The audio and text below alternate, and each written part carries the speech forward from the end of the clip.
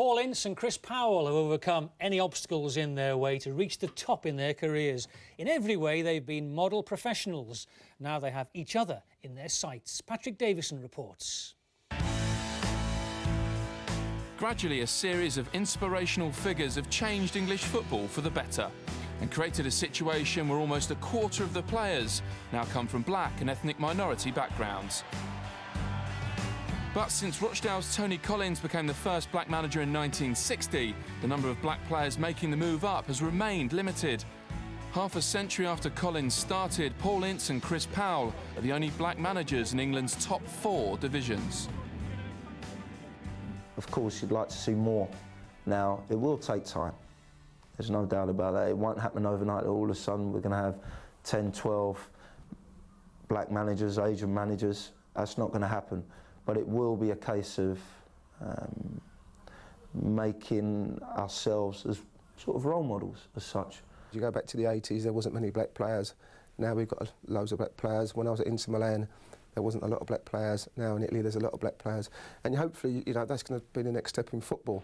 We need to get into a situation where the black players who've come into the end of their careers want to try and, be the next Chrissy Powell or Paul Ince. He played for Manchester United, Liverpool, Inter Milan and became the first black player to captain England.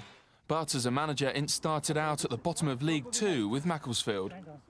I was one of those players who played for my country, played for a lot of top teams, luckily for me.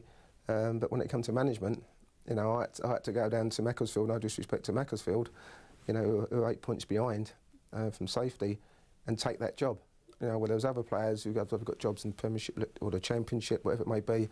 I had to go through through that route. Powell believes too few black players are trying to get into coaching and has his own ideas on why.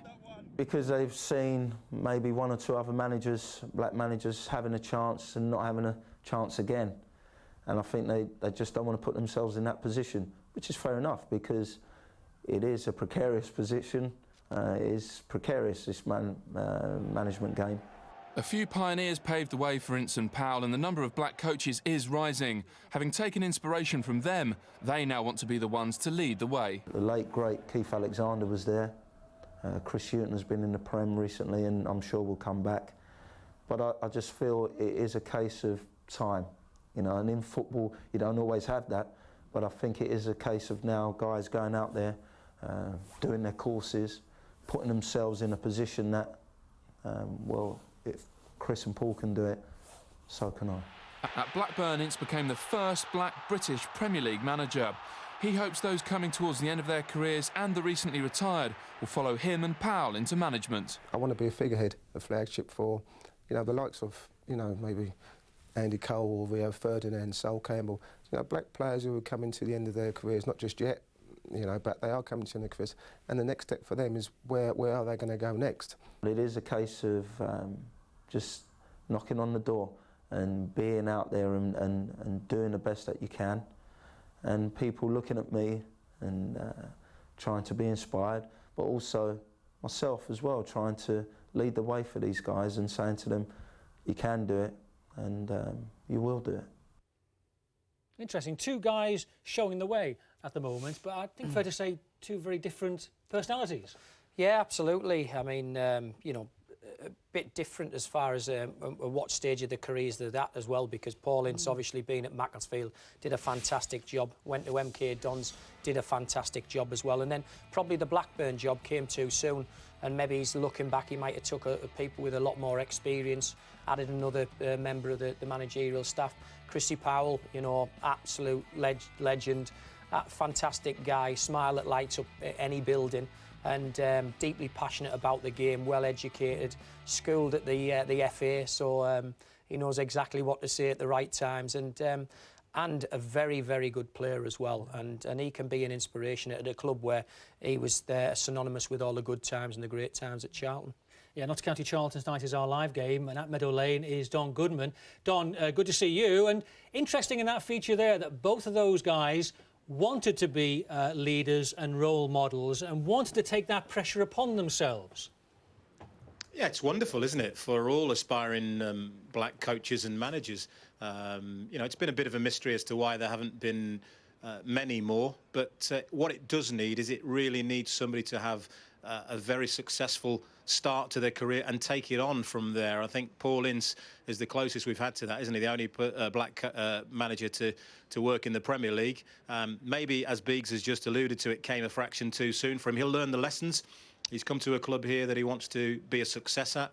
But I don't think anybody's kidding themselves. Notts County needs to be a springboard for Paul Ince to go back up the league ladders. Yeah, Chris Hughton had a spell, didn't he? I was going to ask you, do you think Paul Ince will get back in the Premier League, and do you think Chris Powell can get there?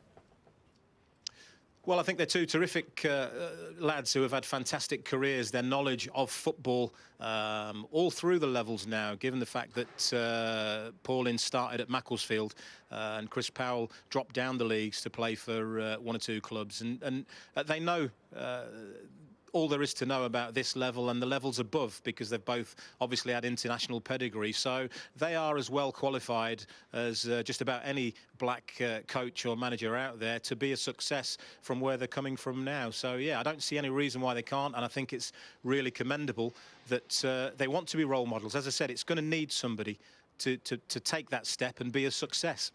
Don, just bringing it back to tonight's game. I wish I was there with you, obviously, but I think a lot of people have said that it's going to be a shootout between Lee Hughes and Bradley Wright Phillips. But tell the guys at home a bit about Craig Westcar, because he's having a tremendous season. Oh, he is. He's having a super season. There's no question about it. He's shown quality. I'm sure there are one or two scouts that have got their eye on him, and he's. I think he's up to. Is he 10 goals?